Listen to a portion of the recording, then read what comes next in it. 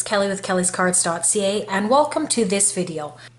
I've taken a little bit of time away from the What's in My Stash series. Basically, we've been sick around here and there's been lots going on. I will return to the series when I have more time to film. Basically, the remaining items need a lot more prep so I can show you all of the tools or the products that I have left to show you that is in my What's in My Stash series. But today I thought I would show you a couple things that I have been working on. I really like them, and I probably will do some tutorials again when I have some time, when people are not being sick anymore around here and I can kind of focus more on the crafting again.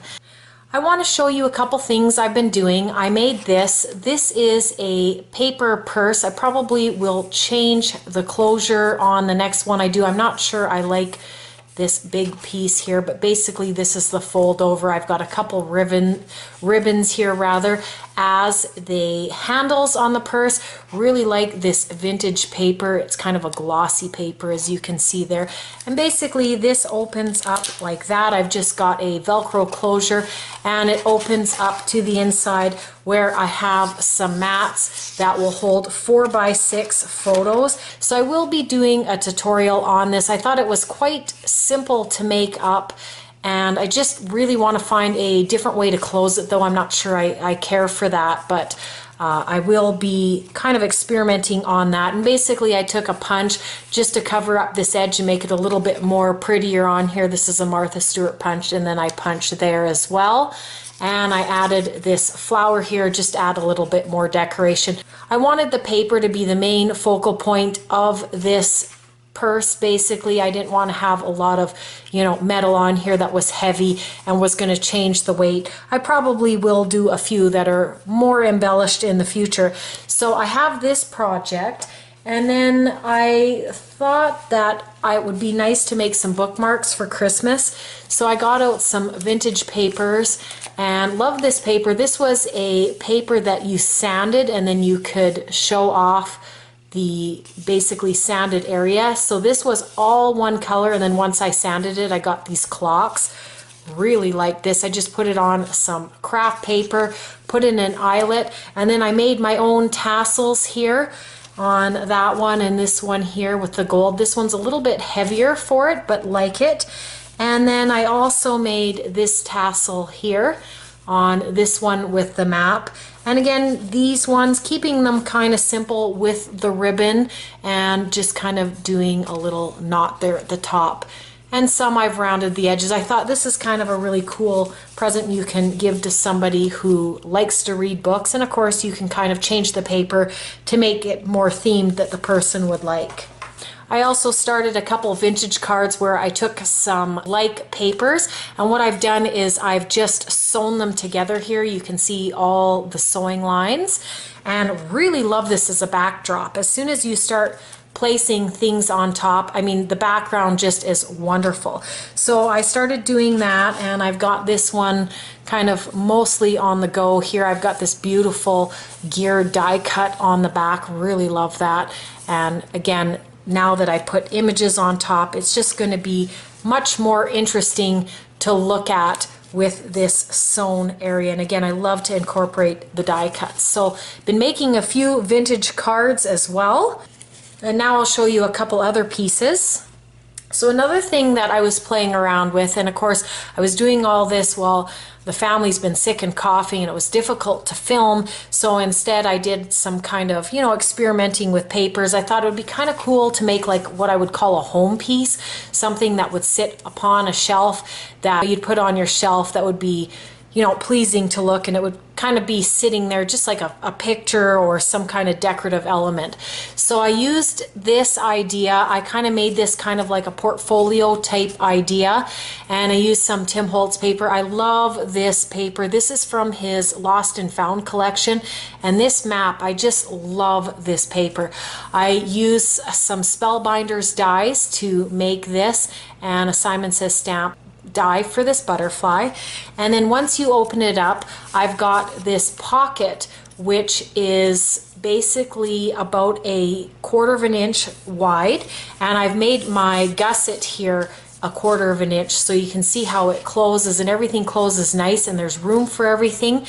And I've made this little pocket, and I've got this little paper clip on here for decoration as well. But I had made a couple of these tags which I just die cut, and then I used some of the same paper from this project just to edge the top of the tags, and they go in there. And same with these larger mats, I've used some of the similar paper. And then of course I wanted to make something like this, so I made this little envelope, and I thought it would be really cute actually to have these tags sticking into this envelope like this. And then by providing this closure on here, it would give someone the choice to basically close it up if they wanted to. And I just kind of reinforce this with some brads, and I use some of the Tim Holtz lettering to make the word memories. So that's the first one I did, and then I did a couple more. This one here has more things on the front, again using, you can see the Tim Holtz paper there. I've used some elements and some images, and again another Simon Says stamp die cut there. And then once you open it up, I have some they're the back of 12 by 12 papers, and I really like the saying, so I made a pocket, and then I kind of made a pocket in behind there so mats and pictures can also go in there. And then I did a couple mats over here that pull out from these slits.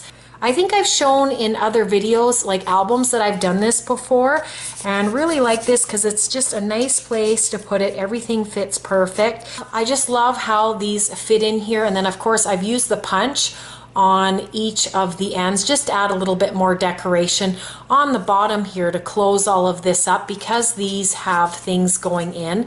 I've used a wet glue to seal this just so nothing gets sticky when we use the score tape like this.